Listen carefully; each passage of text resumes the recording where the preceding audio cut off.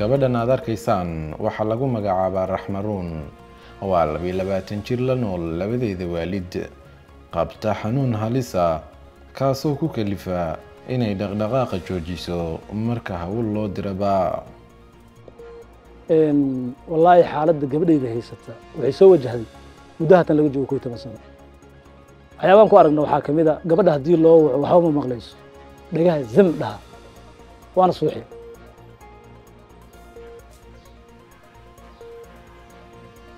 رحمة رحمة رحمة نايا رحمة مر اللالي مركي عدكيغا مقشو وان اوعو قبدا اما مقشو صاحبتي دشت مسو استاكت سبحانك الله وحدنا بك هذا ويفعناتا waxaan si dhow Malaysia kamarada uga duubnay Raxma oo saaxiibteed banaanka u raacaysa isla daqiiqadii ay guriga ka soo baxday jooga Raxma wuxuu isu bedelay farxad faraka ciyaar iyo tamashlayn Raxma waa gabar saaxiibadaya Raxma waa gabar fiican markay nala joogto annaga way nala baashaashaa way noo shactaraysaa Raxma waxa laga sheegayo ma aqaan Raxma waxna kuma arkin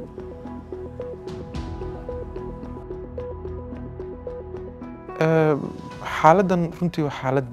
naadirka oo ku cusub bahda caafimaadka Soomaaliya waana xaalad xanuun macnaha qofka hadii uu ku dhaco markay timaado shaqada guriga hawsha guriga uu noqonayo qof hawlgab ah jirkiisa oo dhan xubnihiisu ma shaqeynayaan marka loo yeero loo waco uu suuxaya tusaale ahaan sidoo kale bilmetal qofkii hadii uu arko koob sii dhacay xitaa macnaha indhaha way dambi noqonayaan wax ma arkayo marka waa xaalad runtii aad iyo aad cajiib u ah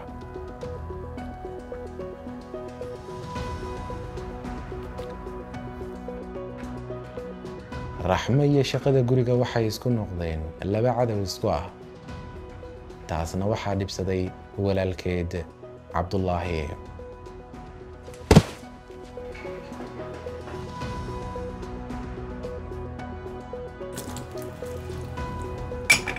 abaayas waxaan wasatay dhammaan hawsha guriga aniga qabto dhaqista alaabaha hagaajinta qolkeyga dhaqista dharkeyga xitaa marar qaar hawsha dhan anaa isku qabto si aan hooyo u caawiyo wallaahi yaa baay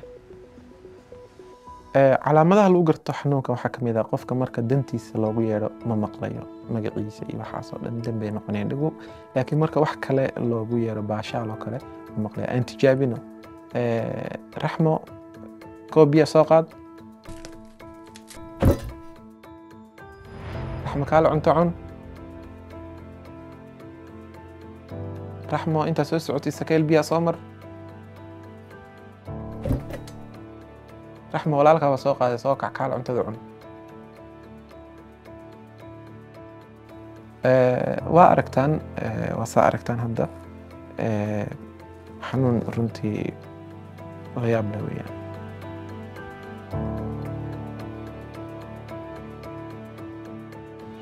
والله waxaan ka baqanaynaa in gabadhaan nagala guursan waayo nin walbo imaado u sheegnaa in gabadhaan markii hool loo diro ay suuxayso waa ogtiin nimanka Soomaaliyeed waxay u baahan yihiin qof cuntada u kariyo alaabta ka dhaqo guriga ka hagaajiyo markaan u sheegno waaba naga cararaanba اسبوع walba maalinta khamiista Sheekh Cabdiladiif Maxamed waxa uu quraan adkaariya tahliil ku tufaa Raxma muddo 3 sano iyo wax la jira ay quraan saaray ilaa hadeertaan waa caafimaad laada ilaahay caafimaad haye ilaahay caafiyo masaakiinta waxaan ahay gabadha hawriyarteed sidoo kale dhakhtarad ku takhasustay cudurrada haweenka waxaan isku dayay inaan caawiyo gabadha xaaladdan ka saaro waxaan u furay TikTok way kaniigsaa way faraxsan tahay markay TikTok duwayso laakiin mar allaali markii magaceeda ay maqasho oo guriga hoolha ka qabatay la siraa waxa ku soo kaca xanuunka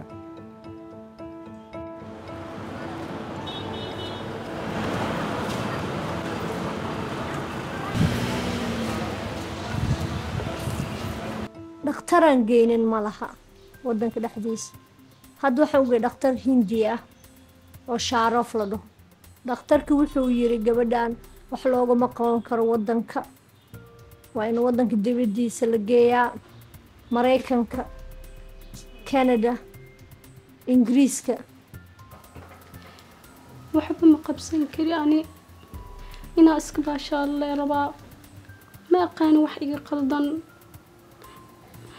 ani waxaan rabaa in kanada liigeeyo kanada liigeeyo si caafimaadkayga u wanaagsanaado ani kanada rabaa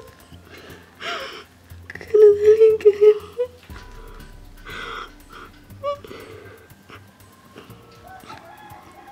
waxaan baaq u diraa hay-adaha caalamiga ah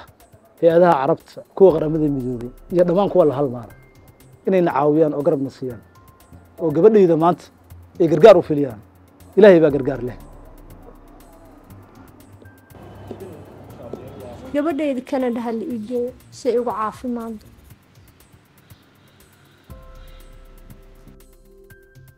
maxamuud cabdulaahi cali Somali React magaalada Muqdisho